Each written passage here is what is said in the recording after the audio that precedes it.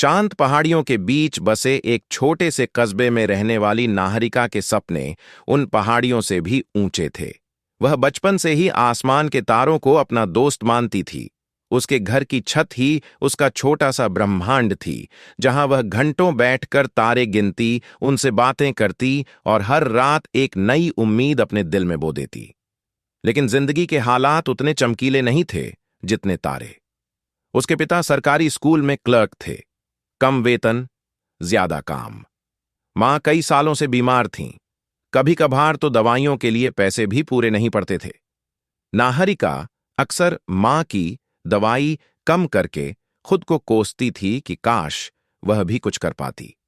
वह खुद से कहती, एक दिन मैं इतना काबिल बनूंगी कि किसी को कोई तकलीफ ना हो। स्कूल में उसकी पढ़ाई बहुत अच्छी थी। वह हमेशा से विज्ञान में रुचि रखती थी। गांव के लोगों को साफ पानी न मिलने की समस्या हमेशा उसके दिल में चुभती थी। कई बार उसने देखा था कि पानी खराब होने की वजह से बच्चे बीमार पड़ते हैं। उसने सोचा, कभी तो इस पर कुछ करूंगी। इसी दौरान स्कूल में विज्ञान प्रोजेक्ट प्रतियोगिता का ऐलान हुआ। विजेता को शहर की बड़ी प्रयोगशाला में इंटर्नशिप मिलती, जो नाहरिका जैसे सपने देखने वाले बच्चे के लिए किसी चमत्कार से कम नहीं था। उसने उसी रात आसमान की तरफ देखकर कहा, अगर मुझे यह मौका मिल गया तो मैं अपने गांव को बदल दूंगी। लेकिन उसका मन भी जानता था कि प्रोजेक्ट बनाने के लिए पैसे चाहिए, और घर की हालत पहले ही खराब थी। वह चुपके से छत पर जाकर रोने लगी। आंसू बहते रहे, पर आवाज दबा ली, क्योंकि वह जानती थी अगर मां पापा सुन लेंगे तो परेशान होंगे। तभी उसके पिता धीरे से छत पर आए। उन्होंने कुछ नहीं पूछा, बस उसके बगल में बैठकर आसमान की तरफ देखा और बोले, तारे दूर लगते हैं ना, लेकिन जो लोग कोशिश करते रहते हैं उनके लिए तारे भी रास्ता बदल लेते हैं। नाहरिका ने रोते हुए कहा, पापा, मेरे पास प्रोजेक्ट बनाने के लिए पैसे नहीं हैं। शायद मैं ये मौका खो दूंगी। पिता ने उसके आंसू पोंछे और कहा, पैसों की कमी सपनों की कमी नहीं होती बेटा। मैं कुछ कर लूंगा, तुम बस मेहनत करो। अगले ही दिन पिता ने अपने लिए खरीदे नए जूतों का डिब्बा लौटाकर पैसे वापस ले लिए।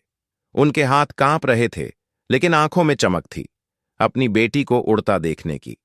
जब वह सामान लेकर घर आए तो नाहरिका की आंखें भर आईं। वह जानती थी कि इस त्याग की कीमत रुपये में नहीं मापी जा सकती। उसने दिन रात प्रोजेक्ट पर काम शुरू किया। एक कम लागत वाली सोलर पानी शुद्धिकरण मशीन। पहली बार मशीन बनी, फेल हो गई। दूसरी बार बनी, पानी गंदा ही रहा। तीसरी बार कांच टूट गया। चौथी बार हाथ जल गया। लेकिन नाहरिका रुकी नहीं। वह रोती, फिर उठती, फिर दोबारा कोशिश करती।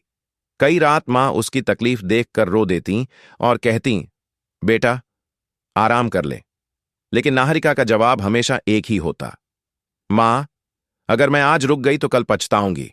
मैं जीतूं या हारूं, कोशिश नहीं छोड़ूंगी।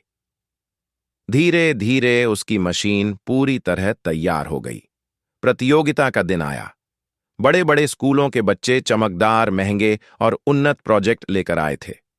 नाहरिका की साधारण मशीन देखकर कुछ छात्रों ने हंसते हुए कहा, यह लकड़ी प्लास्टिक वाली मशीन जीत जाएगी? असंभव। लेकिन नाहरिका ने उनकी बातों को अनसुना किया। उसने अपनी मशीन के पास खड़े होकर चुपचाप एक गहरी सांस ली और पापा की कही बात याद की, दूसरों की हंसी तुम्हारी मंजिल नहीं रोक सकती।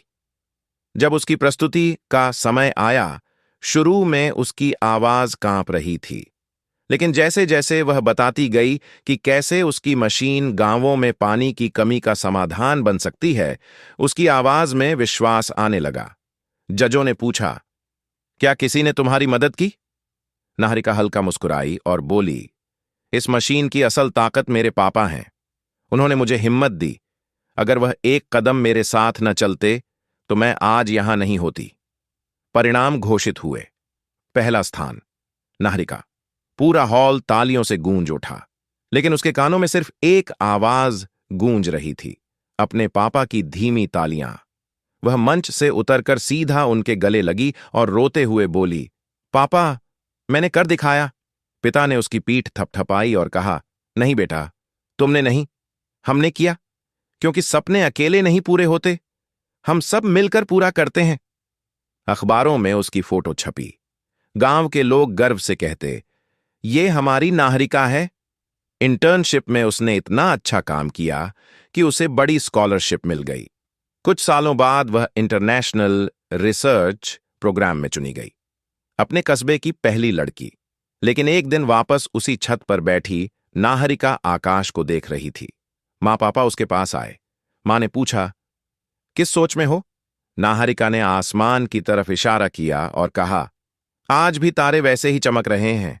बस फर्क इतना है कि अब मैं उनसे डरती नहीं, क्योंकि मैंने जान लिया है कि रोशनी हमेशा उन लोगों के पीछे चलती है जो अंधेरे में भी कदम बढ़ाते रहते हैं। उसकी कहानी सिर्फ एक जीत नहीं थी, वह संघर्ष, त्याग, प्यार और सपनों की गाथा थी, जिसने सबको सिखाया कि कभी कभी मंजिल तक पहुंचने का रास्ता आंसुओं से होकर गुजरता है, लेकिन अगर हिम्मत साथ हो तो हर आंसू चमक बनकर लौटता है।